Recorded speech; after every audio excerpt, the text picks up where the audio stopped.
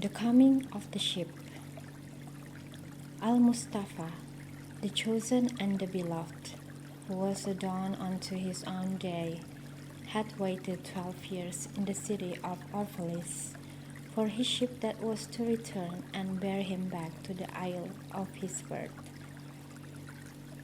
And in the 12th year, on the 7th day of Elul, the month of reaping, he climbed the hill without the city walls, and looked seaward, and he beheld his ship coming with the mist.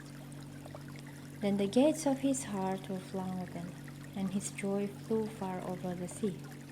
And he closed his eyes and prayed in the silences of his soul. But as he descended the hill, a sadness came upon him, and he thought in his heart, "How shall I go in peace and without sorrow? Nay, not without a wound in the spirit shall I leave this city. Long were the days of pain I have spent within its walls, and long were the nights of aloneness.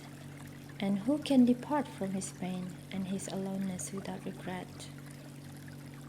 Too many fragments of the spirit have I scattered in these streets, and too many are the children of my longing that walk naked among those hills, and I cannot withdraw from them without a burden and an ache. It is not a garment I cast off this day, but a skin that I tear with my own hands.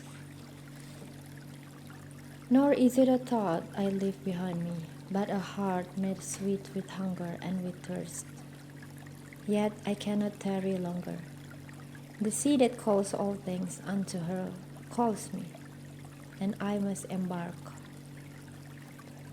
For to stay, though the hours burn in the night, is to freeze and crystallize and be bound in a mold. Fain would I take with me all that is here, but how shall I?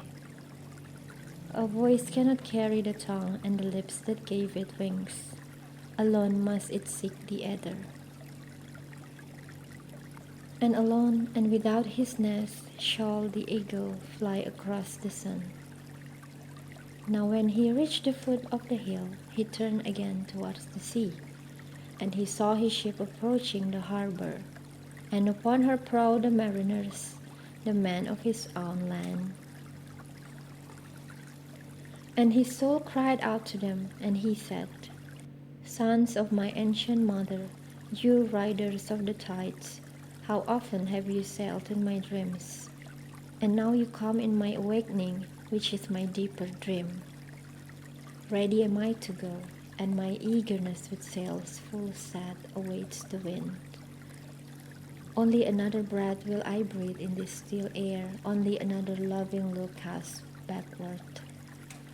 And then I shall stand among you, a seafarer among seafarers, and you, fussy, sleeping mother, who alone are peace and freedom to the river and the stream.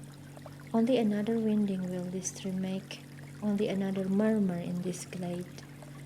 And then I shall come to you, a boundless drop to a boundless ocean." And as he walked, he saw far from afar men and women leaving their fields and their vineyards and hastening towards the city gates. And he heard their voices calling his name and shouting from field to field, telling one another of the coming of his ship. And he said to himself, "Shall the day of parting be the day of gathering? And shall it be said that my eve was in truth my dawn? And what shall I give unto him who has left his love in mid-furrow, or to him who has stopped the wheel of his winepress? Shall my heart become a tree heavy laden with fruit that I may gather and give unto them? And shall my desires flow like a fountain that I may fill their cups? Am I a harp that the hand of the mighty may touch me, or a flute that his breath may pass through me? A seeker of silences am I, and what treasure have I found in silences that I may dispense with confidence? If this is my day of harvest, in what fields have I sowed the seed, and in what unremembered seasons?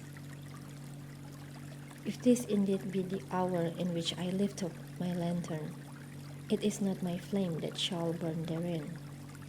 Empty and dark shall I raise my lantern, and the guardian of the night shall fill it with oil, and he shall light it also. These things he said in words, but much in his heart remained unsaid, for he himself could not speak his deeper secret.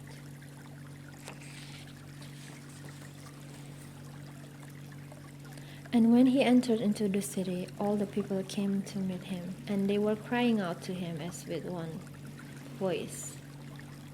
And the elders of the city stood forth and said, Go not yet away from us. At noontide have you been in our twilight, and your youth has given us dreams to dream. No stranger are you among us, nor a guest, but our son and our dearly beloved. Suffer not yet our eyes to hunger for your face. And the priests and the priestesses said unto him, Let not the waves of the sea separate us now, and the years you have spent in our midst become a memory. You have walked among us as a spirit, and your shadow has been a light upon our faces. Much have we loved you, but speechless was our love, and with veils has it been veiled. Yet now it cries aloud unto you, and would stand revealed before you. And ever has it been that love knows not its own depth until the hour of separation. And others came also and entreated him, but he answered them not. He only bent his head, and those who stood near saw his tears falling upon his breast. And he and the people proceeded towards the great square before the temple.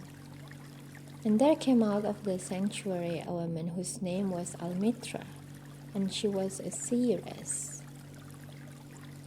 And he looked upon her with exceeding tenderness, for it was she who had first sought and believed in him when he had been but a day in their city. And she held him, saying, Prophet of God, in quest of the uttermost, long have you searched the distances for a ship. And now your ship has come, and you must needs go.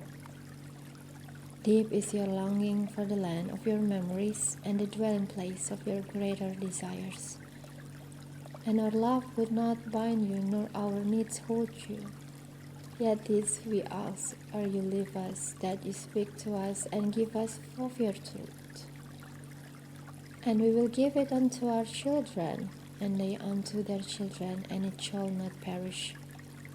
In your aloneness you have watched with our days, and in your wakefulness you have listened to the weeping and the laughter of our sleep. Now, therefore disclose us to ourselves, and tell us all that has been shown you of that which is between birth and death. And he answered, People of Orphalis, of what can I speak save of that which is even now moving within your souls?